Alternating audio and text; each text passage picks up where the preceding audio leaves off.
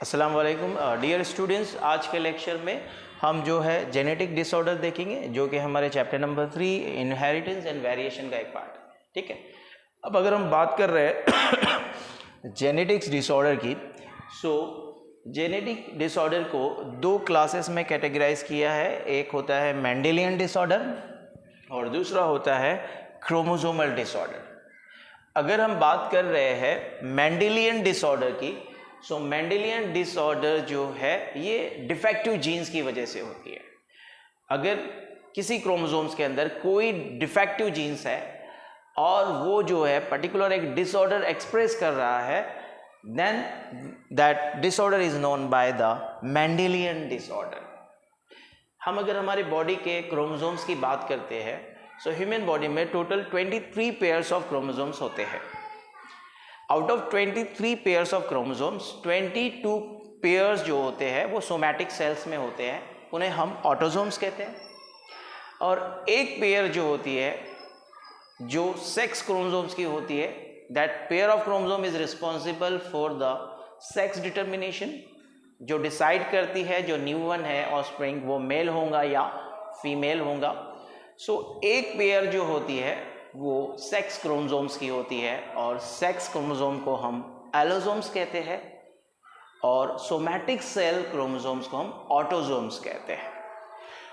अगर defective cell autosome में exist करता है, सो उस टाइप की मेंडेलियन डिसऑर्डर को हम कहते हैं ऑटोसोमल डिसऑर्डर।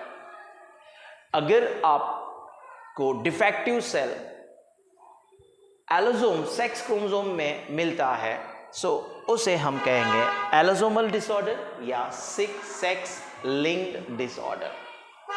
ठीक है, अगर बात करें ऑटोसोमल डिसऑर्डर की, सो हमारे सिलेबस में 4 टाइप के ऑटोसोमल डिसऑर्डर्स है: widow's peak, phenylketonuria, sickle cell anaemia and thalassaemia.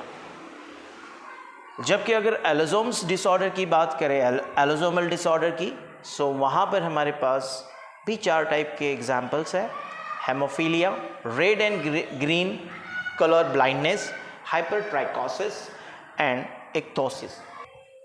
So these are the Mendelian disorder. Now second one is the chromosomal disorder.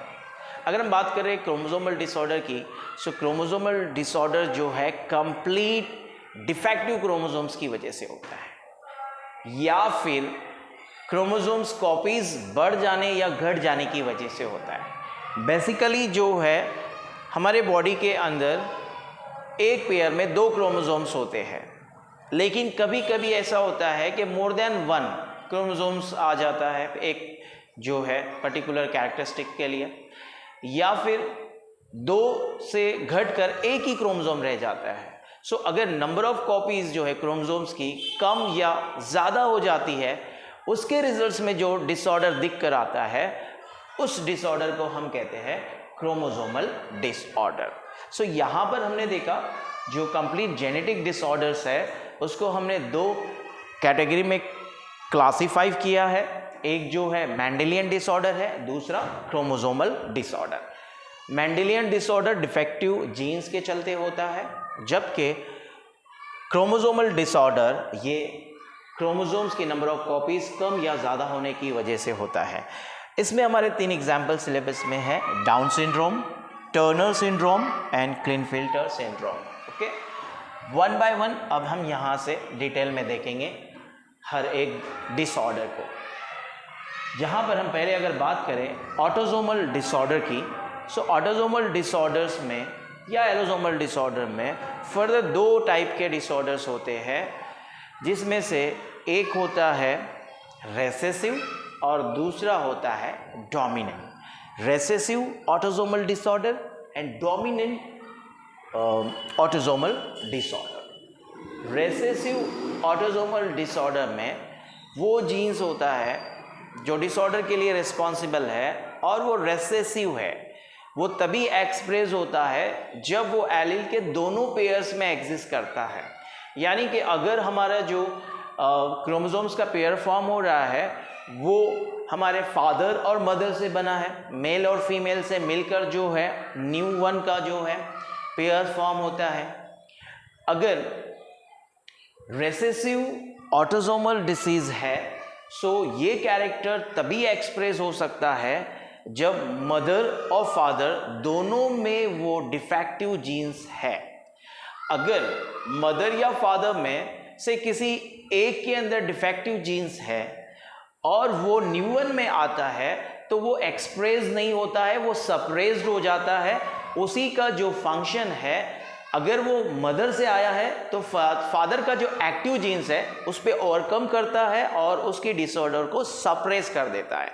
उस कंडीशन में वो जो न्यूवन रहेगा उसे हम कैरियर कंसिडर कर सकते हैं। वो अपनी फ्यूचर जनरेशन में वो डिफेक्टिव जीन्स कैरी कर सकता है, बट उसमें ये डिसऑर्डर दिखकर नहीं आते हैं, एक्सप्रेस नहीं होते हैं, क्योंकि जो सेकंड पेरेंट का जो एक्टिव जीन्स है उसने उसके इफेक्ट को सप्रेस किया है, यानी उसका जो काम है वो दूसरे पेरेंट का अच्छा वाला जीन्स करके दे रहा है।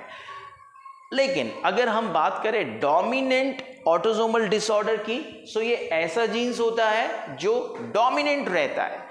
अगर ये मदर या फादर किसी का एक में भी अगर ये डिफेक्टिव जीन्स है और वो न्यूवन में आ रहा है, सो वो एक्सप्रेस होता है और उस न्यूवन में वो डिसीज जो है दिख कर आता है।